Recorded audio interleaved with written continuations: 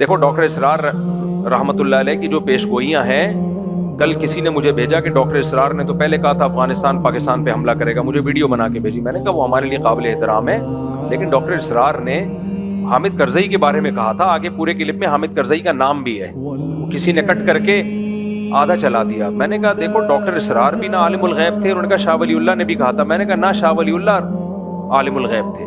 یہ پیش گوئیاں ایک اندازہ ہوتی ہیں، صحیح بھی ہو سکتی ہیں، غلط بھی ہو سکتی ہیں، ان پر ایسے ایمان مت لے کے آؤ جیسے ہم قرآن و سنت پہ ایمان لاتے ہیں۔ میں بھی ایک اندازے سے بات کر سکتا ہوں کہ یہ ہو جائے گا یہ ہو جائے گا، لیکن وہ نہیں ہوتا، بعض دفعہ ہو بھی جاتا ہے، بعض دفعہ نہیں بھی ہوتا۔ بعض باتیں ڈاکٹر اسرار نے کی تھی وہ نہیں ہوئی پوری، وہ انہوں نے کی تھی لیکن نہیں ہوئی پوری، بعض کی ہیں جو ہو گئی پوری۔ تو انسان کو انسان رہنے دو، اس کو پیغمبر بنا کے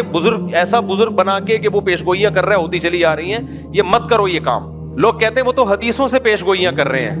حدیث سے پیش گوئی ممکن ہی نہیں ہے، کیونکہ حدیثوں میں کسی چیز کا ٹائم مینشن نہیں کیا گیا ہے، اور یہ میں اپنی طرف سے نہیں کہہ رہا، یہ پہلے لکھ چکے ہیں علماء اور محدثین، چونکہ تاریخ میں دیکھا ہے علماء محدثین نے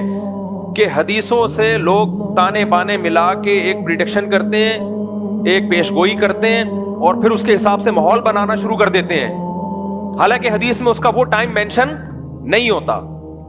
اور پھر یا تو اس کے نام پہ کوئی فساد پھیلا دیتے ہیں،